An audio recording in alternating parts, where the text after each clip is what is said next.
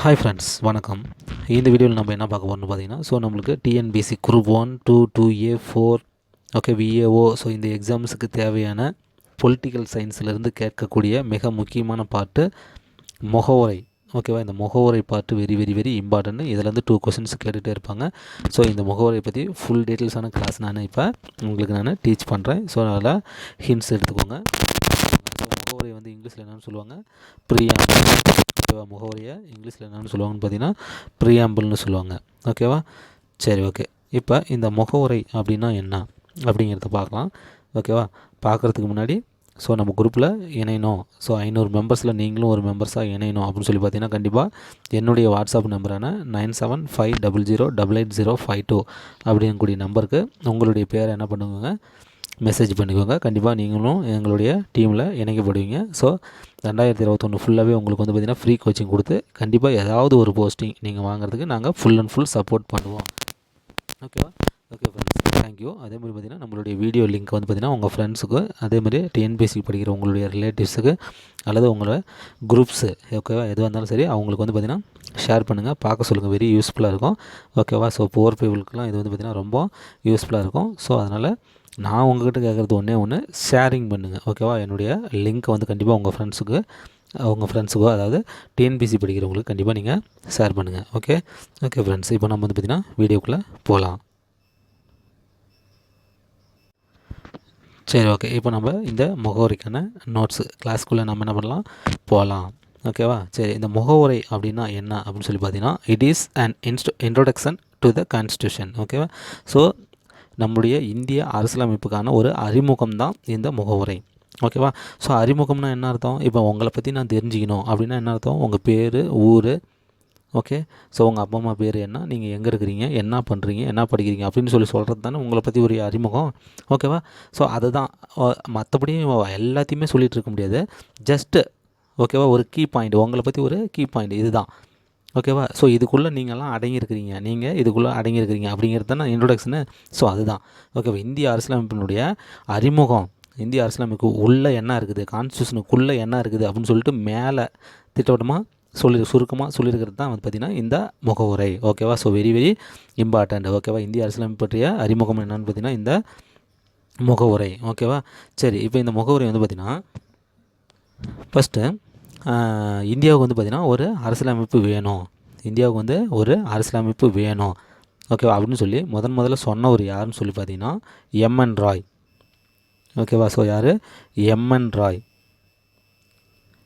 MN Rai அப்படிங்கிறவர் தான் என்ன பண்ணார், ஃபஸ்ட்டு இந்தியாவுக்கு தனியாக அரசியலமைப்பு உலக நாடுகளுக்கு இருக்கிற மாதிரியே நமக்கும் வேணும் அப்படின்னு சொல்லி இவர் தான் முதல்ல என்ன பண்ணார், வாதிட்டார். இவர் பார்த்திங்கன்னா ஒரு கம்யூனிஸ்ட் தலைவர். இவர் பார்த்திங்கன்னா ஒரு கம்யூனிஸ்ட் தலைவர். அதன் அடிப்படையில் பார்த்திங்கன்னா அரசியல் நிர்ணய சபை என்ன பண்ணாங்க, கூட்டினாங்க. அதனுடைய முதல் மீட்டிங் எப்போ நடந்துச்சு, டிசம்பர் 9. டிசம்பர் 9, 1946. டிசம்பர் 9, 1946 இதனுடைய ஃபஸ்ட்டு மீட்டிங்கு நடந்துச்சு. இந்த ஃபஸ்ட்டு மீட்டிங்கினுடைய தற்காலிக தலைவராக யார் தேர்ந்தெடுக்கப்பட்டாங்க, சச்சிதானந்த சின்ஹா. யார், சச்சிதானந்த சின்ஹா. இந்த சச்சிதானந்த Sinha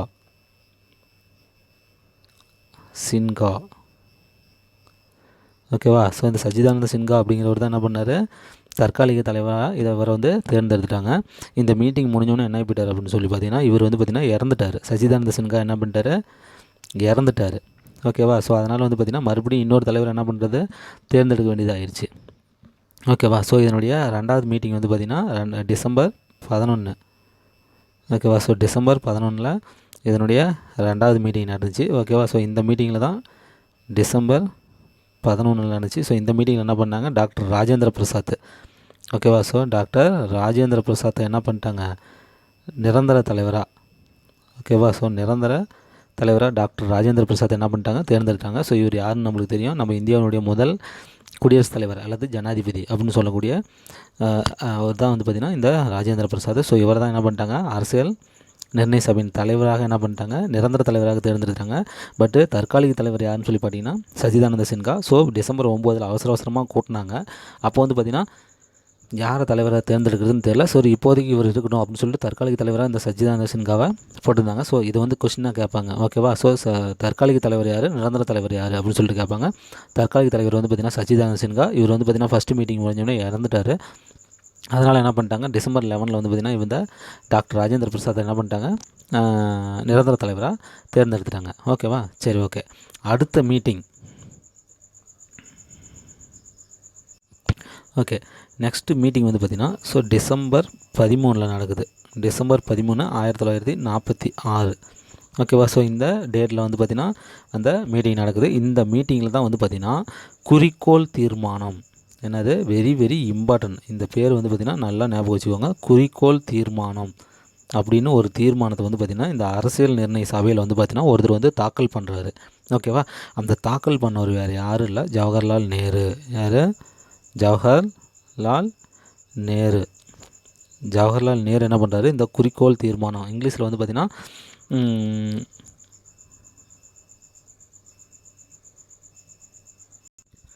okay, so absolute resolution அப்படிங்கக்கூடிய இந்த குறிக்கோள் தீர்மானத்தை என்ன பண்ணுறாரு, ஜவஹர்லால் நேரு அவர்கள் என்ன பண்ணுறாரு, இந்த அரசியல் நிர்ணய சபையிடம் என்ன பண்ணுறாரு, இந்த December 13, 1946 அன்று என்ன பண்ணுறாரு, தாக்கல் செய்கிறாரு. ஓகேவா. சரி, இதுக்கும் அதுக்கும் என்ன சார் சம்மந்தம், இந்த குறிக்கோள் தீர்மானத்துக்கும் நம்ம முகவுரைக்கு என்ன சார் சம்மந்தம்னா, இந்த குறிக்கோள் தீர்மானம் தான் இந்த முகவுரை. ஓகேவா. முடிஞ்சதா. ஓகேவா. அதுதான் அப்போ நேரு அவர்கள், ஓகேவா, ஜவஹர்லால் நேரு அவர்கள் கொடுத்த இந்த குறிக்கோள் தீர்மானத்தில் சொல்லப்பட்ட தத்துவங்கள் தான் அந்த முகவுரையாக பின்பு ஏற்றுக்கொள்ளப்பட்டது. ஓகேவா. ஸோ இந்த முகவுரை எப்போ ஏற்றுக்கொள்ளப்பட்டது அப்படின்னு சொல்லி பார்த்தீங்கன்னா November 26, 1949. ஓகேவா. ஸோ November 26, 1949 அன்றைக்கி என்ன பண்ணாங்க, இந்த முகவரியை ஏற்றுக்கிட்டாங்க. இதே அன்றைக்கி தான் என்ன பண்ணாங்க, நம்மளுடைய கான்ஸ்டியூஷனும் என்றைக்கு ஏற்றுக்கிட்டாங்க, அரசியலமைப்பும் என்றைக்கு ஏற்றுக்கிட்டாங்க, இதே November 26, 1941 அன்றைக்கி தான் என்ன பண்ணிட்டாங்க, ஏற்றுக்கிட்டாங்க. ஓகேவா. அப்போ இந்த கான்ஸ்டியூஷனும் சரி அந்த முகவுரையும் சரி ரெண்டுமே நடைமுறைக்கு, ஓகேவா, கேம் டு த ஃபோர்ஸ் எப்போ வந்துச்சு, நடைமுறைக்கு எப்போ வந்துச்சு பார்த்தீங்கன்னா January 26, 1950. ஓகேவா. January 26, 1950 தான் வந்து பார்த்திங்கன்னா நம்ம இந்திய அரசியலமைப்பும் இந்த முகவுரையும் வந்து பார்த்திங்கன்னா என்னது நடைமுறைக்கு வந்தது. அந்த January 26 தான் நம்ம வருஷம் என்ன பண்ணுறோம், குடியரசு தினமாக கொண்டாடிட்டு இருக்கிறோம். ஓகேவா. குடியரசு தினமாக என்ன பண்ணுறோம், கொண்டாடிட்டு இருக்கிறோம். அந்த நாள் அன்று டெல்லியில் வந்து பார்த்திங்கன்னா டெல்லி செங்கோட்டையில் வந்து பார்த்திங்கன்னா குடியரசுத் தலைவர் என்ன பண்ணுவார், கொடியேற்றுவார். ஓகேவா. ஸோ பிளாக் ஹாயிஸ்டிங் என்ன பண்ணுவார், பிரசிடென்ட் பண்ணுவார். ஸோ அதுதான் அந்த January 26. ஸோ அப்போ ஏற்றுக்கொள்ளப்பட்ட நாள்னு சொல்லி கேட்டாங்கன்னா November 26, 1949.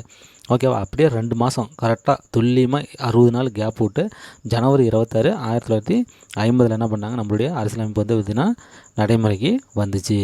ஓகேவா. ஸோ இது வந்து ஃபஸ்ட்டு. நெக்ஸ்ட்டு, சரி, ஓகே. அடுத்தது பார்த்திங்கன்னா இந்த முகவரியில் நமக்கு என்ன சொல்லப்பட்டிருக்குது. ஓகேவா. ஸோ நம்மளுக்கு அப்படி என்ன தான் அதில் சொல்லியிருக்கிறாங்கன்னு சொல்லி பார்த்தீங்கன்னா ஸோ 4 இம்பார்ட்டன்ட் பாயிண்ட் அதில் சொல்லியிருப்பாங்க. ஓகேவா. 4 இம்பார்ட்டன்ட் பாயிண்ட் என்ன பண்ணியிருக்கிறாங்க, நமக்கு சொல்லியிருக்கிறாங்க. என்னென்னு பார்த்தீங்கன்னா இந்த அரசியலமைப்பு சட்டம். ஓகேவா. ஸோ அரசியலமைப்பு சட்டம் இருக்குது பார்த்திங்கன்னா இதுதான் வந்து பார்த்திங்கன்னா நம்ம நாட்டிலே மிக உயர்ந்த சட்டம். ஓகேவா. நம்ம நாட்டிலே மிக உயர்ந்த சட்டம் என்னது, இந்த அரசியலமைப்பு சட்டம் தான். ஓகேவா. ஸோ இந்த அரசியலமைப்பு சட்டம் தான் மிகப்பெரிய அதிகாரம்.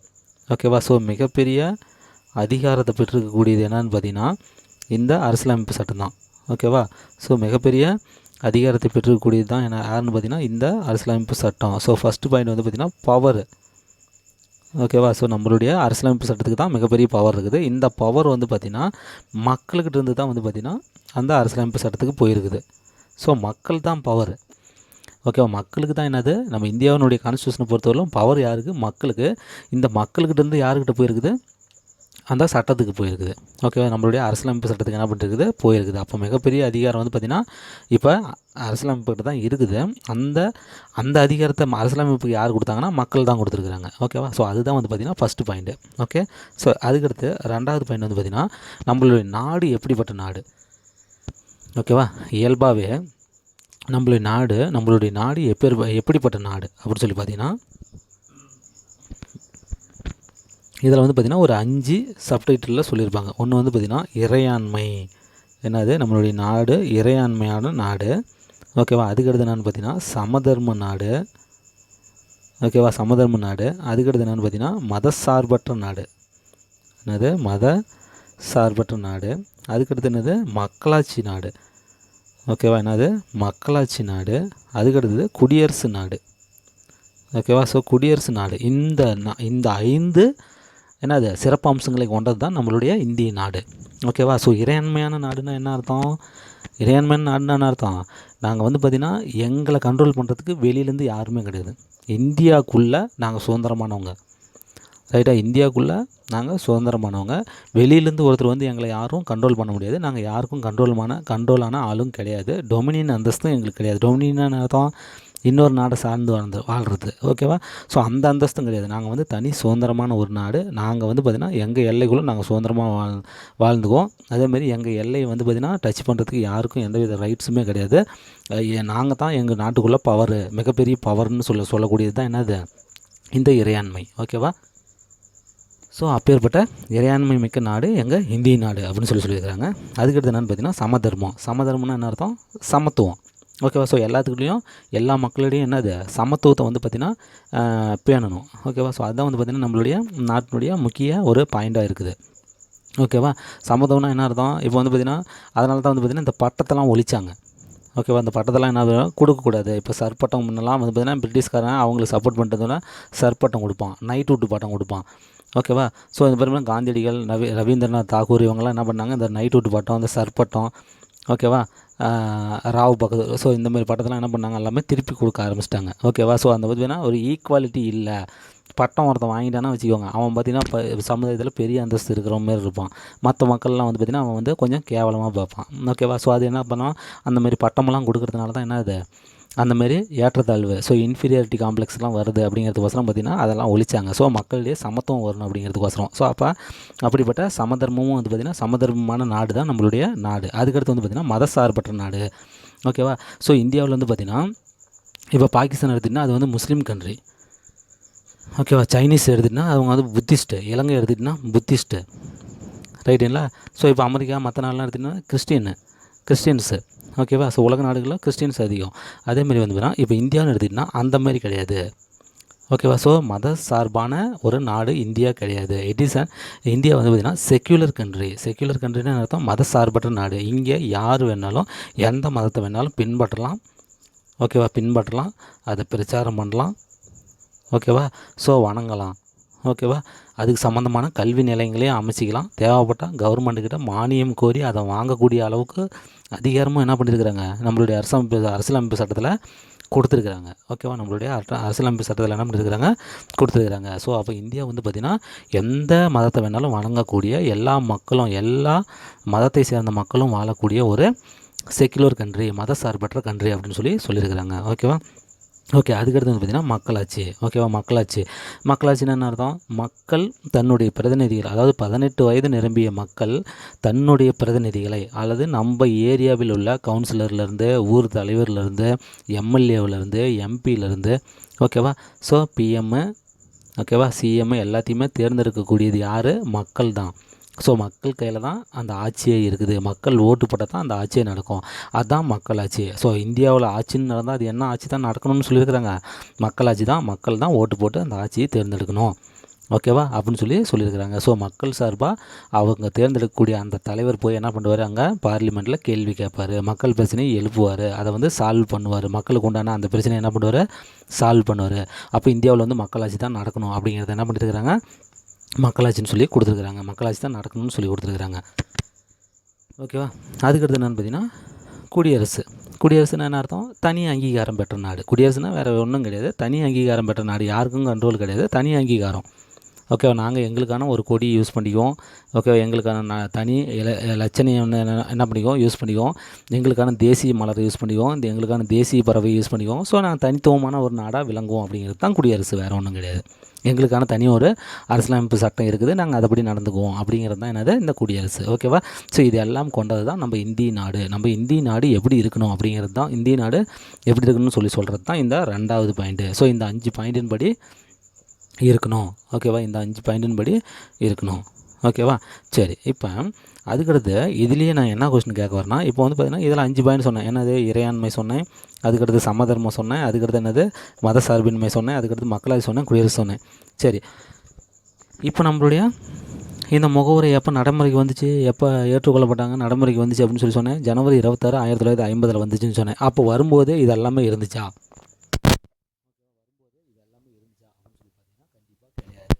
இந்த 5 பாயிண்ட்டுமே கண்டிப்பாக இல்லை. ஓகேவா? ஸோ என்ன தான் இருந்துச்சு அப்படின்னு சொல்லி பார்த்தீங்கன்னா, இந்த இறையாண்மை, ஓகேவா, இறையாண்மை அண்டு இந்த மக்களாட்சி குடியரசு, இந்த 3 இருந்தது. ஓகேவா? இந்த 3 இருந்தது. இந்த சமதர்மமும் இந்த மத சார்பற்ற அப்படிங்கிற வார்த்தையும் இதில் இல்லை. 1950 ஜனவரி 26 நடைமுறைக்கு இந்த முகவுரையும் கான்ஸ்டியூஷனும் நடைமுறைக்கு வரும்போது இந்த 2 வார்த்தையும் இல்லை. சமதர்மமும் மத சார்பற்ற அப்படிங்கிற வார்த்தையும் என்னது இல்லை. பட் இந்த 3 வார்த்தையும் இருந்துச்சு. இறையாண்மை, மக்களாட்சி, குடியரசு அப்படிங்கிற 3 வார்த்தையும் வந்துச்சு. அப்போ இந்த 2 வார்த்தையும் இல்லை. இது எப்படி வந்துச்சு அப்படிங்கிறது ஒரு கேள்வி. ரைட்டா? அது எப்படி வந்துச்சுங்கிறத பார்க்கலாம். நெக்ஸ்ட் வந்து பார்த்திங்கன்னா தேர்ட் பாயிண்ட்டு. ஓகேவா? நெக்ஸ்ட் வந்து பார்த்திங்கன்னா தேர்ட் பாயிண்ட்டு. ஓகேவா? இது வந்து பார்த்திங்கன்னா நம்மளுடைய அரசமைப்பு சட்டம் மக்களுக்கு என்னத்தை வழங்குது. ஓகேவா? ஃபஸ்ட்டு 2வது பாயிண்ட் வந்து பார்த்திங்கன்னா நம்மளுடைய இந்தியா எப்படி இருக்கணும், நம்மளுடைய நாடு எப்படி இருக்கணும் அப்படிங்கிறது. ஒரு 3வது வந்து பார்த்திங்கன்னா நம்மளுடைய அந்த அரசியலமைப்பு சட்டம் வந்து பார்த்திங்கன்னா மக்களுக்கு என்னத்தை கொடுக்குது, என்னத்தை வழங்குது அப்படின்னு சொல்லி பார்த்திங்கன்னா ஃபஸ்ட்டு வந்து பார்த்திங்கன்னா நீதி. ஓகேவா? இங்கிலீஷில் வந்து பார்த்திங்கன்னா ஜஸ்டிஸ்னு சொல்லுவாங்க. அதுக்கடுத்து வந்து பார்த்திங்கன்னா சுதந்திரம். ஓகேவா? அடுத்தது என்னது? சுதந்திரம், அதாவது லிபர்ட்டின்னு சொல்லுவாங்க. ஓகேவா? என்னது? லிபர்ட்டி. ஓகேவா? நீதி, சுதந்திரம், லிபர்ட்டி. அதுக்கடுத்தது சமத்துவம். ஓகேவா? என்னது? சமத்துவம். இங்கிலீஷில் வந்து ஈக்குவாலிட்டின்னு சொல்லுவாங்க. அதுக்கடுத்தது பார்த்திங்கன்னா சகோதரத்துவம். லாஸ்ட் ஒன் என்னென்னு பார்த்தீங்கன்னா சகோதரத்துவம். இங்கிலீஷில் வந்துட்டு பார்த்திங்கன்னா ஃப்ராட்டர்னிட்டின்னு சொல்லுவாங்க. ஓகேவா? ஃப்ராட்டர்னிட்டின்னு சொல்லுவாங்க. ஓகேவா? அப்போ justice, liberty, equality and fraternity, அதாவது நீதி, சுதந்திரம், சமத்துவம், சகோதரத்துவம், இந்த 4ஐயும் என்ன பண்ணுன்னா இந்திய அரசியலமைப்பு சட்டம் மக்களுக்கு வழங்குது. ஓகே, என்னது? மக்களுக்கு வழங்குது. ஏதாவது பிரச்சனைன்னு நீ கோர்ட்டுக்கு போனீங்கன்னா உனக்கு நீதி வழங்கும். ரைட்டா? அதேமாதிரி என்னது? சுதந்திரமாக நம்ம இந்தியாவினுடைய எந்த மூலையிலையும் என்ன பண்ணலாம், சுதந்திரமாக நடமாடலாம். கண்டிப்பாக ட்ரெயின் ஏரியா எந்த மூலைக்கு வேணாலும் போகலாம். ஓகேவா? அங்கே என்ன பண்ணலாம், நாம் வந்து ஒரு வீடு வாங்கி செட்டில் ஆகலாம். அங்கேயும் நம்ம என்ன பண்ணலாம், பிஸ்னஸ் பண்ணலாம். ஓகேவா? அங்கேயும் என்ன பண்ணலாம், மேரேஜ் பண்ணிக்கலாம். அங்கேயே நம்ம என்ன பண்ணலாம், லைஃப்பில் அவங்க அங்கேயே இருந்துடலாம். அந்த சுதந்திரம் என்னது இந்தியாவில் எல்லா மூலையிலையுமே இருக்குது அப்படிங்கிறது. ஓகேவா? அதுக்கடுத்து சமத்துவம். எல்லா மக்களும் என்னது சமம் அப்படின்னு சொல்லி ஆர்டிக்கல் 14 தெளிவாக சொல்லிட்டாங்க. இதில் ஏதாவது மீறினா கண்டிப்பாக நம்ம கோர்ட்டில் போய் என்ன பண்ணிடலாம், அதனுடைய அங்கீகாரத்தை வாங்கி கண்டிப்பாக பனிஷ்மெண்ட்டும் வாங்கி கொடுக்கலாம். அந்த அளவுக்கு இருக்குது. அந்த சமத்துவத்தை மக்களுக்கு எல்லாத்துக்குமே மக்கள் எல்லாமே சமந்தான் அப்படின்னு சொல்லியிருக்குது. எங்கள் கவர்மெண்ட்டை பொறுத்தவரை நீ பெரிய ஆள், நான் பெரிய ஆள், அதெல்லாம் கிடையாது. என் பார்வையில், கவர்மெண்ட் பார்வையில் எல்லோரும் ஈக்குவல் தான். அதை சொல்லியிருக்கிறது தான் என்னது, இந்த சமத்துவம். அதுக்கடுத்து என்னது, சகோதரத்துவம். சகோதரத்துவங்கிற வார்த்தையை எதுக்கு யூஸ் பண்ணாங்க அப்படின்னு சொல்லி பார்த்தீங்கன்னா பிரச்சனை வந்துட்டுருக்குது. ஓகேவா? இப்போ எடுத்துகிட்டு நம்ம இந்து, முஸ்லீமு, ஏதாவது இந்த சீக்கிஸு, இந்த மாதிரி ஏதாவது ஒரு பிரச்சனை கிளம்பிகிட்டே தான் இருக்கும். சண்டை போட்டுகிட்டே தான் இருப்பாங்க. இப்போ நாம் அண்ணன் தம்பியாக இருந்தால் கண்டிப்பாக இப்போ நான் போய் எங்கள் அண்ணன் அடிப்பேனா, இப்போ எங்கள் அண்ணன் வந்து என்ன அடிப்பாரா, என் தம்பி வந்து என்ன அடிப்பாரா, நான் போய் என் தம்பி அடிப்பேனா, கண்டிப்பாக அது வந்து நடக்காது. ரைட்டா? அப்போ அண்ணன் தம்பியாக இருந்துட்டால் என்ன இல்லை, பிரச்சனை இல்லை அப்படின்னு சொல்ல வரதுக்கு தான் இந்த சகோதரத்துவத்தை என்ன பண்ணிக்கணும், வளர்த்துக்கணும்னு சொல்ல வராங்க. ஓகேவா? பிரச்சனைகளை சால்வ் பண்ணுறதுக்கு தான் இந்த பிரச்சனை வராமல், வன்முறைகள் வராமல் எல்லோரும் ஒன்றுபட்டு வாழணும் அப்படிங்கிறதுக்கோசரம் தான் இந்த சகோதரத்துவம் அப்படிங்கிற வேர்டை வந்து பார்த்திங்கன்னா ஆட் பண்ணியிருக்கிறாங்க. ஓகேவா? சரி, இது வந்து பார்த்திங்கன்னா இந்த சுதந்திரம், சமத்துவம், சகோதரத்துவம் இதை வந்து பார்த்திங்கன்னா எங்கேருந்து எடுத்துருக்குறாங்க அப்படின்னு சொல்லி பார்த்திங்கன்னா ஃப்ரெஞ்சு புரட்சி. என்னது? ஃப்ரெஞ்சு புரட்சி. ஃப்ரெஞ்சு புரட்சியினுடைய முக்கிய முழக்கம் என்னன்னு சொல்லி பார்த்தீங்கன்னா இந்த சுதந்திரம், சமத்துவம், சகோதரத்துவம் அப்படிங்கிறது சொல்லி தான் அவங்க வந்து பார்த்திங்கன்னா முழங்கினாங்க. எப்போன்னு பார்த்தீங்கன்னா 1789 டு 1799. ஓகேவா? இந்த ஃப்ரெஞ்சு புரட்சி எப்போ நடந்துச்சு அப்படின்னு சொல்லி பார்த்தீங்கன்னா 1789 டு 1799, 10 வருஷம் நடந்துச்சு. அந்த புரட்சியினுடைய முக்கிய முழக்கம் என்னென்னு பார்த்தீங்கன்னா சுதந்திரம், எங்களுக்கு சுதந்திரம் கொடுத்தே ஆகணும். ஓகேவா? அதேமாதிரி எங்களுக்கு சமத்துவமாக நடத்தணும், அதேமாதிரி நம்ம பார்த்தீங்கன்னா சகோதரத்துவமாக நம்ம இருக்கணும் அப்படின்னு சொல்லிட்டு இந்த 3 புரட்சியில் இந்த 3 முழக்கங்களை என்ன பண்ணாங்க, அங்கே ஃப்ரான்ஸில் என்ன பண்ணாங்க, முழங்கினாங்க. ஓகேவா? அதன் மூலமாக அவங்க என்ன பண்ணாங்க, அந்த 10 ஆண்டுகளில் என்ன பண்ணுறாங்க, வெற்றி அடைஞ்சாங்க, மாபெரும் வெற்றி அடைஞ்சாங்க. இது நல்லா இருக்குது, இதையும் நாமளும் ஃபாலோ பண்ணலாம் அப்படின்னு சொல்லிட்டு நம்ம என்ன பண்ணிட்டாங்க, இந்த இந்தியா கான்ஸ்டியூஷனில் வந்து பார்த்திங்கன்னா இதை நம்ம வந்து மக்களுக்கு நம்ம கொடுக்கணும், மக்களை சுதந்திரமாக வாழ விடணும், சமத்துவமாக வந்து பார்த்திங்கன்னா ஏற்றத்தாழ்வு இல்லாமல் சமத்துவமாக வாழ விடணும், அதேமாதிரி வன்முறைகள், சண்டை, சச்சரவுகள் எதுவுமே இல்லாமல் சகோதரத்துவமாக வாழ விடணும். அதேமாதிரி அவங்களுக்கு ஏதாவது பிரச்சனைன்னு ஒன்று வந்துச்சுன்னா கண்டிப்பாக நம்ம என்ன பண்ணணும், சரியான நீதி வந்து பார்த்திங்கன்னா சரியான பாதையில் நடுநிலைமையில் நின்று சரியான என்னது நீதி வழங்கணும் அப்படின்னு இந்த மக்களுக்கு வந்து இந்த 4 நம்ம செய்யணும்னு சொல்லிட்டு என்ன பண்ணியிருக்கிறாங்க, மக்களுக்காக சொல்லப்பட்டது தான் இந்த 3வது பாயிண்ட்டு, இந்த 4 பாயிண்ட்ஸு. ஓகேவா? ஸோ நீதி, சுதந்திரம், சமத்துவம், சகோதரத்துவம். ஓகேவா? Justice, liberty, equality and fraternity. Okay, next one. So 4th point அப்படிங்கிறது நான் ஆல்ரெடி உங்களுக்கு சொன்னது தான். இது வந்து பார்த்திங்கன்னா இந்த முகவுரை ஏற்றுக்கொள்ளப்பட்டது தான். ஓகேவா? So adaptation of the constitution. ஓகேவா? ஸோ முகவுரை ஏற்றுக்கொள்ளப்பட்டது தான். அது எப்படின்னு பார்த்திங்கன்னா நம்மளுக்கு நல்லாவே தெரியும். So November 26, 1949. ஸோ 2 மாதம் கேப் விட்டு என்னது ஜனவரி 26, 1950 என்ன ஆச்சு, நம்மளுக்கு வந்து பார்த்திங்கன்னா நம்மளுடைய முகவுரை ப்ளஸ் கான்ஸ்டியூஷன் ரெண்டுமே என்ன பண்ணிட்டாங்க, ஏற்றுக்கிட்டாங்க. ஸோ ரெண்டுமே ஏற்றுக்கிட்டது வந்து பார்த்திங்கன்னா நவம்பர் 26, 1949. ரெண்டுமே நடைமுறைக்கு வந்தது வந்து ஜனவரி 26, 1950 என்ன பண்ணாங்க, இது ரெண்டுமே நடைமுறைக்கு கொண்டு வந்துட்டாங்க. ஸோ இதுதான் வந்து பார்த்திங்கன்னா 4வது பாயிண்ட்டு. ஓகேவா? So next. ஓகே, நெக்ஸ்ட் வந்து பார்த்திங்கன்னா இந்த முகவுரை சம்மந்தமாக வந்து பார்த்திங்கன்னா கேஸ் வந்துருச்சு. கேஸ் போட ஆரம்பிச்சிட்டாங்க. சரி சார், எப்படின்னா இப்போ முகவுரையை பற்றி இவ்வளோ சொல்கிறோம், நம்ம இவ்வளோ பாயிண்ட்ஸ்லாம் இதில் இருக்குது. சரி, ரைட்டு. இந்த முகவுரை சம்மந்தமாக ஏதாவது ஆர்டிக்கிள் இருக்குதா? முகவுரை சம்மந்தமாக ஆர்டிக்கிள் இருக்குதா? ஆரம்பிக்கும் போது எத்தனை இருந்துச்சு? 395 ஆர்டிக்கிள் இருந்துச்சு. இப்போ வந்து பார்த்திங்கன்னா ஏறத்தாழ 450 ஆர்டிக்கிளுக்கு பக்கமாக வந்துருச்சு.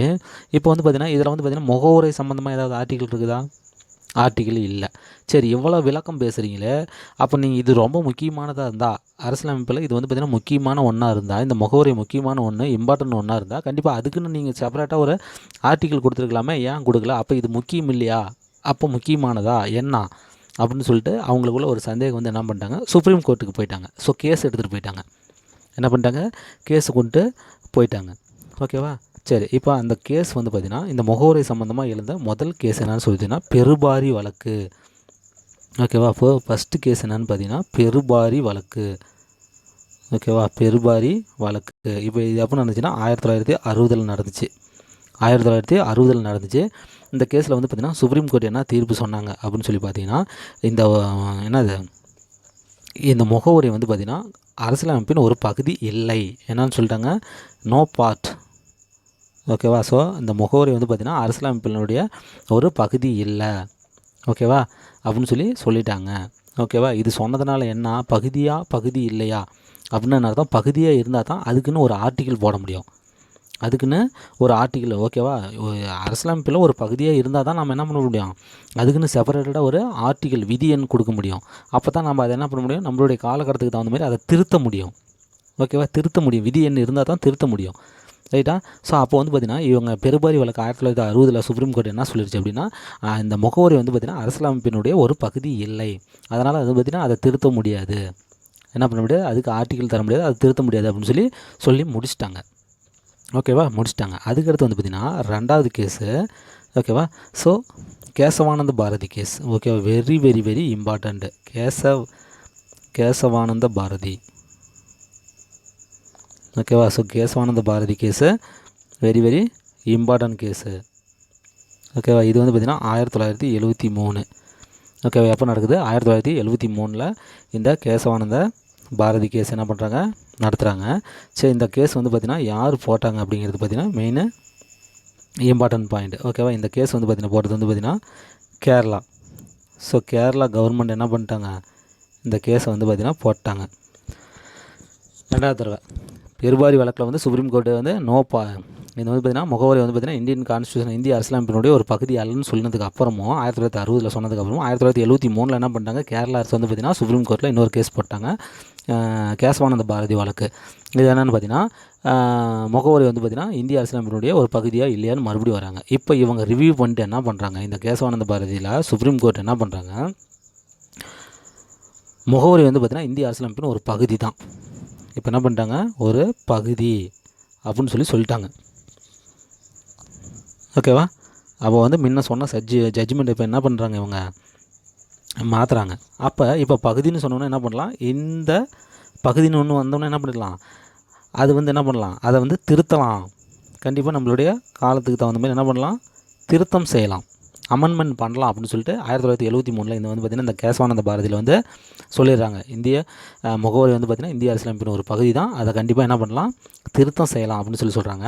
ஆனால் ஒரு கண்டிஷன் போட்டு சொல்கிறாங்க. என்னென்னு பார்த்திங்கன்னா பேசிக் ஸ்ட்ரக்சரை திருத்தக்கூடாது. மாற்றக்கூடாது. ஓகேவா? என்ன சொல்கிறாங்க, பேசிக் ஸ்ட்ரக்சர் என்ன பண்ணக்கூடாது, மாற்றக்கூடாதுன்னு சொல்கிறாங்க. ஓகேவா? ஸோ பேசிக் ஸ்ட்ரக்சர்னால் என்ன அர்த்தம், பேசிக் ஸ்ட்ரக்சர்னால் என்ன அர்த்தம், இறையாண்மையான நாடுன்னு நம்ம சொல்கிறோம். அந்த இறையாண்மை எனக்கு பிடிக்கல, நாங்கள் மாற்றிக்கிறோம் அப்படின்னா நீங்கள் அந்த இறையாண்மையை எடுத்துவிடுவீங்களா? அதெல்லாம் எடுக்கக்கூடாது. புதுசாக நீங்கள் எதை வேணாலும் சேர்த்திக்கிங்க. ரைட்டா? ஸ்பெஷல் மெஜாரிட்டி போட்டு அது நிறைவேறினா கண்டிப்பாக நீங்கள் என்ன பண்ணிக்கலாம், அதை நீங்கள் வந்து சேர்த்திக்கலாம். ரைட்டா? ஆனால் அங்கே நாங்கள் ஆல்ரெடி 1950 ஜனவரி 26 இந்த வந்து அந்த அரசியலமைப்பு சட்டம் முகவுரை வந்து ரிலீஸ் ஆகும்போது என்னென்ன நாங்கள் எழுதி வச்சுருந்தோமோ அதெல்லாம் இருக்கணும். ரைட்டா? புதுசாக ஏதாவது வேணால் நீங்கள் சேர்த்திக்கோங்க. ரைட்டா? ஆனால் அங்கே நாங்கள் எழுதி வச்சதை நீங்கள் என்ன பண்ணக்கூடாது, மாற்றக்கூடாது. அதை மாற்றாமல் புதுசாக நீங்கள் திருத்தம் பண்ணிக்கலாம் அப்படின்னு சொல்லிட்டு என்ன பண்ணிட்டாங்க, இந்த கேசவானந்த பாரதியில் தீர்ப்பு கொடுத்துட்டாங்க. ஓகேவா? So 1973 very very important. ஓகேவா? So very very important. ஓகேவா? இப்போ என்ன பண்ணலாம், அவங்க திருத்தம் செஞ்சுக்கலான்னு சொல்லிட்டாங்களா? ரைட்டா? திருத்தம் செய்யலான்னு சொன்னோன்னே என்ன நடக்குதுன்னா, இப்போ திருத்தம் நடக்குது. இப்போ பாருங்கள், அப்போ 1973 வந்து பார்த்திங்கன்னா இந்த கேசவானந்த பாரதி வழக்கில் என்ன பண்ணலாம், திருத்தம் பண்ணலான்னு சொல்லிட்டாங்க. இப்போ வந்து பார்த்திங்கன்னா 1976 42வது அமெண்ட்மெண்ட்டு, அதாவது சட்ட திருத்தம் நடக்குது. ஓகேவா? சட்ட திருத்தம் நடக்குது. ஆல்ரெடி வந்து பார்த்திங்கன்னா முகவரியில் என்னென்னலாம் இருக்குதுன்னு நான் சொல்லியிருந்தேன். இறையாண்மை, மக்களாட்சி அண்டு குடியரசு, இது 3 தான் இருக்குதுன்னு நான் சொன்னேன். ஆனால் 2 வந்து என்ன பண்ணியிருக்கிறாங்க, சேர்த்துருக்குறாங்க. யார் யார், சமதர்மம் அண்டு மத சார்பற்ற அன்று ஒருமைப்பாடு அப்படிங்கக்கூடிய இந்த 3 வார்த்தை என்ன பண்ணிருக்கிறாங்கன்னா சேர்த்துருக்கிறாங்க. எப்போன்னு சொல்லி பார்த்தீங்கன்னா, கேசவானந்த பாரதியினுடைய வழக்கினுடைய ரிசல்ட்டு. ரைட்டா? இது வந்து முகவரி வந்து பார்த்திங்கன்னா இந்திய அரசியலமைப்பினுடைய ஒரு பகுதி தான். அதை வந்து திருத்தம் செஞ்சுக்கலாம். ஆனால் பேசிக் ஸ்ட்ரக்சரை மாற்றக்கூடாது அப்படின்னு சொல்லிட்டு கேசவானந்த பாரதி 1973 வழக்கு சொன்னாங்க, தீர்ப்பு சொன்னாங்க பார்த்தீங்களா? அந்த தீர்ப்பு 73க்கு அப்புறம் 1976 திருத்தப்பட்டது தான். திருத்தப்பட்டு இந்த 3 வார்த்தைகள் சேர்த்தப்பட்டது தான் இந்த முகவரியில். ரைட்டுங்களா? ஸோ இப்படி தான் வந்துச்சு. ஆரம்பிக்கும் போது 1950 வந்து பார்த்திங்கன்னா இந்த 3 வார்த்தை தான் இருந்துச்சு. இதெல்லாம் கிடையாது. ஆனால் இந்த கேஸினுடைய ரிசல்ட் வந்ததுக்கப்புறம் இந்த 3 வார்த்தை என்ன பண்ணிட்டாங்க, சேர்த்திட்டாங்க. இப்போ வந்து பார்த்திங்கன்னா இந்தியா இறையாண்மையான, சமதர்மமான, மதசார்பற்ற, மக்களாட்சியான குடியரசு நாடாக விளங்குகிறது. ஓகேவா? ஸோ இது வந்து பார்த்திங்கன்னா இந்த 1976 42வது சட்ட திருத்தத்தின்படி என்ன பண்ணாங்க, திருத்தினாங்க. புரியுதுங்களா? இப்போ எப்படி இந்த வார்த்தை வந்துச்சுன்னு? ஸோ இந்த ஒருமைப்பாடு வந்து பார்த்திங்கன்னா இன்டெகிரிட்டி, இது வந்து பார்த்திங்கன்னா மக்களுக்கு கொடுக்க வேண்டியதில் போயிடுச்சு. இது 2 வந்து பார்த்திங்கன்னா கவர்மெண்ட், இந்திய கவர்மெண்ட் எப்படி இருக்கணுங்கிறதுல இந்த 2 வார்த்தையும் வந்துருச்சு. இது வந்து பார்த்திங்கன்னா மக்களுக்கு கொடுக்க வேண்டிய இன்டெகிரிட்டியாக வந்து பார்த்திங்கன்னா ஜாயின் ஆகிடுச்சு. ஓகேவா? ஸோ அப்போ முகவரை திருத்தப்பட்டதா அப்படின்னா, திருத்தப்பட்டது 1976 42வது சட்ட திருத்தத்தின்படி ஒரே ஒரு முறை தான் திருத்தப்பட்டது. ஓகேவா? இந்த முகவரை எத்தனை தடவை திருத்தப்பட்டது, ஒரே ஒரு தடவை தான் திருத்தப்பட்டது. ஸோ அதை நல்லா ஞாபகம் வச்சுக்கோங்க. ஒரே ஒரு முறை தான் இந்த முகவரை திருத்தப்பட்டிருக்குது, 42வது சட்ட திருத்தம். ஓகேவா? ஸோ இந்த 42வது சட்ட திருத்தத்தை தான் வந்து பார்த்திங்கன்னா அதிக திருத்தங்கள் பண்ணப்பட்டிருக்குது. ஓகேவா? அதிக திருத்தங்கள் எந்த சட்ட திருத்தத்தில் பண்ணியிருக்கிறாங்க அப்படின்னு சொல்லி பார்த்திங்கன்னா இந்த 42 தான் பண்ணியிருக்கிறாங்க. அதனால் இது வந்து பார்த்திங்கன்னா மினி கான்ஸ்டியூஷன். இது பேர் என்னென்னு பார்த்திங்கன்னா மினி கான்ஸ்டியூஷன். ஓகேவா? ஸோ மினி கான்ஸ்டியூஷன் சொல்லி இந்த 42வது சட்ட திருத்தம். ஓகேவா? ஒரு சிறிய அரசியல் அமைப்பு என்று அழைக்கப்படும் அந்த திருத்தம் எதுன்னு சொல்லி கேட்டாங்கன்னா 42வது சட்ட திருத்தம் தான். ஓகேவா? அதனால் பார்த்துக்கோங்க. ஓகேவா? ஓகே, நெக்ஸ்ட்டு அதுலேயே வந்து பார்த்திங்கன்னா இன்னொரு வழக்கு இருக்குது. இன்னொரு வந்து பார்த்திங்கன்னா எல்ஐசி வழக்கு. 3வது வந்து பார்த்திங்கன்னா எல்ஐசி வழக்கு. ஓகேவா? இந்த எல்ஐசி வழக்கு வந்து பார்த்திங்கன்னா 1995 நடந்துச்சு. 1995. இதுவும் வந்து பார்த்திங்கன்னா முகவரி வந்து பார்த்திங்கன்னா கான்ஸ்டியூஷன், இந்திய அரசியலமைப்பினுடைய ஒரு பகுதி தான், பார்ட்டு தான் அப்படின்னு சொல்லிட்டு என்ன பண்ணிட்டாங்க, இவங்களும் அதே தீர்ப்பையே சொல்லிட்டாங்க. அதை என்ன பண்ணிக்கலாம், திருத்தம் செஞ்சுக்கலாம். ஆனால் பேசிக் ஸ்ட்ரக்சர் என்ன பண்ணக்கூடாது, மாற்றக்கூடாது அப்படிங்கிற அந்த சேம் தீர்ப்பே தான் வந்து பார்த்திங்கன்னா இவங்களும் தந்தாங்க 1995. இந்த வர கேஸு நல்லா பார்த்துக்கோங்க, இயர் நல்லா பார்த்துக்கோங்க, தீர்ப்பு நல்லா பார்த்துக்கோங்க. ஓகேவா? Next one. சரி, இதுலேயே வந்து பார்த்திங்கன்னா முக்கியமான பாயிண்ட் என்னென்னு பார்த்திங்கன்னா, இந்த 42வது சட்ட திருத்தம் பண்ணாங்களா, இந்த 42வது சட்ட திருத்தம் 1976 நடந்துச்சு. இப்போ வந்து பார்த்திங்கன்னா அப்போ யார் பீரியட்னு பார்த்திங்கன்னா இந்திரா காந்தி பீரியடு. ஓகேவா? ஸோ இந்திரா காந்தி அவங்க தான் வந்து பார்த்திங்கன்னா பிஎம்மாக இருந்தாங்க. ஓகேவா? ஸோ அவங்க தான் பிரைம் மினிஸ்டராக இருந்தாங்க. ஸோ அவங்க பீரியடில் தான் வந்து பார்த்திங்கன்னா இந்த 42வது சட்ட திருத்தம் 1976 படி நம்மளுடைய முகவரியில் வந்து பார்த்திங்கன்னா எஸ்எஸ்ஐ, இங்கிலீஷில் என்னென்னு பார்த்திங்கன்னா எஸ்எஸ்ஐ ஷார்ட்டாக நல்லா ஞாபகம் வச்சுக்கோங்க. என்னது சோசியலிஸ்ட், செக்குலர் அண்ட் இன்டெகிரிட்டி. ஓகேவா? ஏன்னா சமதர்ம, சமய சார்பற்ற அண்டு ஒருமைப்பாடு அப்படிங்கிற 3 வார்த்தை என்ன பண்ணாங்க, சேர்த்துனாங்க. ஓகேவா? So very very important. இதெல்லாமே கரெக்டாக ஞாபகம் வச்சுக்கோங்க. ஓகேவா? Okay, next. ஓகே, இதில் வந்து ஒரு ஆர்டிக்கல் நல்லா ஞாபகம் வச்சுக்கோங்க. கான்ஸ்டியூஷனில் திருத்தம் கொண்டு வரணும்னா அந்த எந்த ஆர்டிக்கலை பேஸ் பண்ணி திருத்தம் கொண்டு வரணும் அப்படின்னு சொல்லி பார்த்தீங்கன்னா ஆர்டிக்கல் 368. ஓகேவா? திருத்தம் கொண்டு வரத்துக்குன்னே ஒரு ஆர்டிக்கல் கொடுத்துருக்குறாங்க நம்ம அரசியலமைப்பில், இந்திய அரசியலமைப்பில். அந்த ஆர்டிக்கலினுடைய எந்த ஆர்டிக்கல்னு வந்து பார்த்திங்கன்னா 368. இந்த 368 பேஸ் பண்ணி தான் நம்ம என்ன பண்ணோம், இதில் சொல்லப்பட்டிருக்கிற ரூல்ஸ் அண்ட் ரெகுலேஷனை பேஸ் பண்ணி தான் நம்ம என்ன பண்ணோம், எந்த விதியை இந்திய அரசியலமைப்பில் சொல்லப்பட்ட எந்த விதியை ஆர்டிக்கலை திருத்ததாக இருந்தாலும் நம்ம என்ன பண்ணோம், திருத்தணும். ஸோ இந்த 368 பேஸ் பண்ணி தான் நம்மளுடைய எல்லா இதையுமே பண்ணியிருக்கிறோம். இந்த முகவரி 1976 42வது சட்டத்திருத்தின்படி திருத்தினதும் இந்த ஆர்டிகல் 368 பேஸில் தான். ஓகேவா? சரி ஃப்ரெண்ட்ஸ், இப்போ வந்து பார்த்திங்கன்னா சில வந்து பார்த்திங்கன்னா பொலிட்டிக்கல் லீடர்ஸ். ஓகேவா? ஸோ அரசியல்வாதிகள் அப்படிங்கிறத விட அரசியல் பற்றி நல்லா விஷயங்கள் தெரிஞ்சவங்க. ஓகேவா? ஸோ இந்த இந்திய அரசியலமைப்பை வந்து உருவாக்குறதுக்கு பாடுபட்ட அந்த தலைவர்கள்லாம் வந்து பார்த்திங்கன்னா இந்த முகவரியை பற்றி என்ன சொல்லியிருக்கிறாங்க, இது நிறையா கொஸ்டின்ஸ் இதில் வந்து வரும். ஓகேவா? ஸோ அதை நல்லா பார்த்துக்கோங்க. ஃபஸ்ட்டு வந்து பார்த்திங்கன்னா பல்கிவாலா. பல்கிவாலா. ஓகேவா? ஸோ பல்கிவாலா அப்படிங்கிற என்ன சொல்லியிருக்கிறாருன்னா இந்திய அரசியலமைப்பை அடையாள அட்டைன்னு சொல்லியிருக்கிறாரு. ஓகேவா? என்ன சொல்லியிருக்கிறாரு, அடையாள அட்டை. So identity card of the constitution. Palkhivala வந்து ப்ரியாம்பிள், அதாவது இந்த முகவரி என்ன சொல்லியிருக்கிறாருன்னா identity card of the constitution, அதாவது இந்திய அரசியலமைப்பின் அடையாள அட்டை அப்படின்னு சொல்லியிருக்கிறாரு. அடையாள அட்டைன்னா என்ன அர்த்தம், நம்மளுக்கு அடையாள அட்டை வந்து இப்போ ஒரு ஓட்டு போகிறதுக்கு அடையாள அட்டை கொடுக்குறாங்க. எது கொடுக்குறாங்க, அதை காட்டினா தான் நம்மளை உள்ளாரே விடுவாங்க. இல்லைன்னா நம்மளை பற்றி எந்த டீட்டெயில்ஸும் தெரியாது, நீ கிளம்பு அப்படின்றாங்க. அதுக்கு தானே காலேஜ்லேயும் அதுக்கு தான் கொடுக்குறாங்க. ஸோ நீ கவர்மெண்ட் எம்ப்ளாய் ஆனாலும் அதை தான் கொடுப்பாங்க. ஸோ எல்லாத்துக்குமே அடையாள அட்டைன்னு ஒன்று இருக்குது. அது என்னன்னா நம்மளை அடையாளப்படுத்துறது. So very very important. அது இருந்தால் தான் உள்ளார விடுவாங்க. ரைட்டா? அதுமாரி இந்த முகவுரை தான் வந்து பார்த்திங்கன்னா கான்ஸ்டியூஷனுக்கே ஒரு அடையாள அட்டைன்னு சொல்கிறாங்க. இதுதான் அதை விட முக்கியம் அப்படிங்கிற மாதிரி இவங்க சொல்லியிருக்கிறாரு, வேறு ஒன்றும் கிடையாது. ஓகேவா? ஸோ அப்போ முகவுரையை அடையாள அட்டைன்னு சொன்னவர் யாருன்னு சொல்லி பார்த்தீங்கன்னா பல்கிவாலா. ஓகேவா? அதுக்கடுத்து வந்து பார்த்திங்கன்னா கேஎம் முன்சி. ஓகேவா? ஸோ அப்படிங்கிறவர் என்ன சொல்லியிருக்கிறாருன்னா ஹாரோஸ்கோப். ஓகேவா? Horoscope of the constitution. ஹாரோஸ்கோப்னு அர்த்தம் ஜாதகம். ஓகேவா? ஸோ அரசியலமைப்பின் ஜாதகம் அப்படின்னு சொல்லியிருக்கிறாரு. யார்? கேஎம் முன்சி. இந்த கேஎம் முன்சி யாருன்னு சொல்லி பார்த்தீங்கன்னா டிராஃப்டிங் கமிட்டி இருக்குது பார்த்திங்கன்னா, இந்திய அரசியலமைப்பு உட்காந்து எழுதுனாங்க பார்த்திங்களா, அம்பேத்கர், அவர் கூட இன்னும் 7 பேர், ஆக மொத்தம் வந்து பார்த்திங்கன்னா 7 பேர் சேர்ந்து மொத்தம் எழுதுனாங்க பார்த்திங்களா. ஸோ அவங்க அந்த டிராஃப்டிங் கமிட்டியில் ஒன் ஆஃப் த மெம்பர் இவர். ஓகேவா? ஸோ அந்த கேஎம் முன்சி அவர் தான் வந்து பார்த்திங்கன்னா என்ன சொல்லியிருக்கிறாருன்னா இந்திய அரசியலமைப்பினுடைய ஜாதகம் தான் இந்த முகவுரை அப்படின்னு சொல்லிட்டு என்ன பண்ணியிருக்கிறாரு, திட்டவட்டமாக சொல்லியிருக்கிறாரு. ஸோ ஜாதகம்னா தெரியும். ஓகேவா? ஸோ இப்போ ஜாதகத்தை எடுத்துகிட்டு போய் தான் என்ன பண்ணுவோம், எல்லாத்தையுமே பார்ப்போம். அந்த ஜாதகத்தை பார்த்தா அவனை பற்றி எல்லா விஷயமும் தெரிஞ்சு போயிடும். ஓகேவா? அதேமாரி இந்த முகவரியை பார்த்தா இந்தியன் கான்ஸ்டியூஷனுடைய எல்லா மேட்டரும் தெரிஞ்சு போயிடும்னு சொல்ல வராரு, வேறு ஒன்றும் கிடையாது. ஓகேவா? நெக்ஸ்ட் வந்து பார்த்திங்கன்னா பார்கவ். என்னது பார்கவா அப்படிங்கிறவர் என்ன சொல்கிறாருன்னா இவர் 3 வார்த்தை சொல்கிறாரு. ஆன்மா. என்ன சொல்கிறாரு, ஆன்மா ஆஃப் த அதாவது சோல் ஆஃப் த கான்ஸ்டியூஷன். ஓகேவா? அரசியலமைப்பின் ஆன்மான்னு சொல்கிறாரு.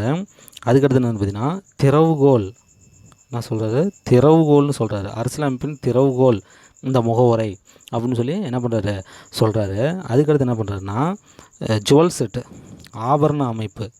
என்னது, ஆபரண அமைப்பு இந்த முகவுரை இந்திய அரசியலமைப்பின் ஆபரண அமைப்பு, jewel set of the constitution அப்படின்னு சொல்லி என்ன பண்ணுறாரு, இந்த பார்கவா 3 வார்த்தையில் சொல்கிறாரு. ஓகேவா? ஸோ ஆன்மா, இந்திய அரசியலமைப்பின் ஆன்மான்னு சொல்கிறாரு, இந்திய அரசியலமைப்பின் திறவுகோல்னு சொல்கிறாரு, இந்திய அரசியலமைப்பின் ஆவரண என்னது அமைப்பு அப்படின்னு சொல்லி சொல்கிறார், ஜுவல் செட்டு அப்படின்னு சொல்லி சொல்கிறாரு. ஓகேவா? ஸோ இன்னொன்று பேலன்ஸ் இருக்குது. சரி, ஓகே. Ernest Barker. ஓகேவா? ஸோ எர்னஸ்ட் பர்கர்னு ஒருத்தர் இருக்கிறாரு. ஓகேவா? என்ன சார் பர்கர் பீஸான்லாம் பேர் வச்சுருக்கிறாங்கிறீங்களா? சரி, அப்போ எர்னஸ்ட் பர்கர் அப்படின்னு சொல்லிட்டு ஒருத்தர் இருக்கிறாரு. அவர் வந்து என்ன சொல்லியிருக்கிறாருன்னா key note of the constitution. முகவரி வந்து பார்த்திங்கன்னா key note of the constitution. Key நோட்னு என்ன அர்த்தம், குறிப்பானை. நம்ம ஹின்ஸ் எடுக்கிறதுக்கு ஒரு நோட் வச்சுருப்போம்ல, அதுதான் குறிப்பானை. ஓகேவா? ஸோ கான்ஸ்டியூஷனை பற்றி ஃபுல் குறிப்பும் வந்து பார்த்திங்கன்னா இந்த முகவரியில் இருக்குது. அதுதான் குறிப்பானைன்னு சொல்லி இந்த எர்னஸ்ட் பர்கர் அப்படிங்கிறவர் என்ன பண்ணியிருக்கிறாரு, சொல்லியிருக்கிறாரு. ஓகேவா? சரி, இப்போ வந்து பார்த்திங்கன்னா ஆன்மான்னு என்ன சொல்லியிருக்கிறாரு, அந்த பார்கவா வந்து பார்த்திங்கன்னா ஆன்மா, இந்திய அரசியலமைப்பின் ஆன்மா வந்து பார்த்திங்கன்னா இந்த முகவரி அப்படின்னு சொல்லிட்டு வந்து பார்கவா சொல்லியிருக்கிறாரு. ஆனால் அம்பேத்கர் வந்து பார்த்திங்கன்னா அதே வார்த்தையை அம்பேத்கரும் யூஸ் பண்ணியிருக்கிறாரு. ஆர்டிகல் 32ன்னு இருக்குது. ஓகேவா? இந்த ஆர்டிகல் 32 வந்து பார்த்திங்கன்னா ஆன்மா ஆஃப் த கான்ஸ்டியூஷன் சொல்லியிருக்கிறாரு. ஓகேவா? சோல் ஆஃப் த கான்ஸ்டியூஷன், இந்திய அரசியலமைப்பின் ஆன்மா அப்படின்னு சொல்லிட்டு அம்பேத்கர் வந்து பார்த்திங்கன்னா யாரை சொன்னாங்கன்னா ஆர்டிகல் 32 சொன்னாங்க. அதே பார்கவா யாரை சொன்னாங்க அப்படின்னு சொல்லி பார்த்தீங்கன்னா முகவுரை சொன்னாங்க. அது ரெண்டும் தெரிஞ்சுக்கணும். இந்த ஆர்டிகல் 32ங்கிறது வேறு ஒன்றும் இல்லை, ஒரு மனிதனுக்கு அவனுடைய அரசியலமைப்பு, அதாவது அவனுடைய அடிப்படை உரிமைகள் மறுக்கப்படுதுன்னு வச்சுக்கோங்க. அப்போ அவன் என்ன பண்ணலான்னா சுப்ரீம் கோர்ட்டில் போய் என்ன பண்ணலாம், கேஸ் போட்டு அவனுடைய அடிப்படை உரிமைகளை மறுபடியும் என்ன பண்ணலாம், அவன் திரும்ப வாங்கிக்கலாம். ஓகேவா? இது வந்து பார்த்திங்கன்னா நீதிமன்றத்தின் மூலம் நிலைநாட்டப்படும் உரிமை. ஓகேவா? ஸோ நீதிமன்றத்தின் மூலம் நிலைநாட்டப்படும் உரிமை தான் வந்து பார்த்திங்கன்னா இந்த ஆர்டிகல் 3, இந்த 32. இந்த 32 தான் வந்து பார்த்திங்கன்னா டாக்டர் அம்பேத்கர் அவர்கள் என்ன பண்ணியிருக்கிறாரு, ஆன்மா, அதாவது சோல் ஆஃப் த கான்ஸ்டியூஷன். ஓகேவா? ஸோ அரசியலமைப்பின் ஆன்மா அப்படின்னு சொல்லியிருக்கிறாரு. பார்கவா வந்து பார்த்திங்கன்னா முகவுரையை அரசியலமைப்பின் ஆன்மா அப்படின்னு சொல்லியிருக்கிறாரு. ஓகேவா? ஸோ ரெண்டையும் நல்லா வித்தியாசப்படுத்தி பார்த்துக்கோங்க. ஓகே ஃப்ரெண்ட்ஸ், அவ்வளோதான். இப்போ வந்து இந்த முகவரி ப்ரீஆம்பிள் பற்றி நம்ம வந்து பார்த்திங்கன்னா ஃபுல் டீட்டெயில்ஸு கொண்டாச்சு. ஓகேவா? இதுக்கு மேலே இப்போ கண்டிப்பாக எதுவுமே கிடையாது. முகவரியை பற்றி நம்ம தெரிஞ்சிக்க வேண்டியது எதுவுமே கிடையாது. நல்லா உட்காந்து நீட்டாக ஹின்ஸ் எடுத்துக்கோங்க, நல்லா பாருங்கள், ஹின்ஸ் நோட் பண்ணி வச்சுக்கோங்க. இதை விட்டால் முகவரியில் வேறு எதுவும் கேட்குறதுக்கு வாய்ப்பே கிடையாது. இதுதான் முகவரி. ஓகேவா? ஏதாவது டவுட் இருந்தால் கண்டிப்பாக கமெண்ட் பண்ணுங்கள், நான் வந்து சொல்கிறேன். ஓகேவா? நல்லா வீடியோ பாருங்கள் ஃப்ரெண்ட்ஸ், நல்லா தெரிஞ்சுக்கோங்க. ஓகே, நெக்ஸ்ட் வீடியோவில் பார்க்கலாம். உங்கள் ஃப்ரெண்ட்ஸுக்கு வந்து ஷேர் பண்ணுங்கள். தேங்க்யூ.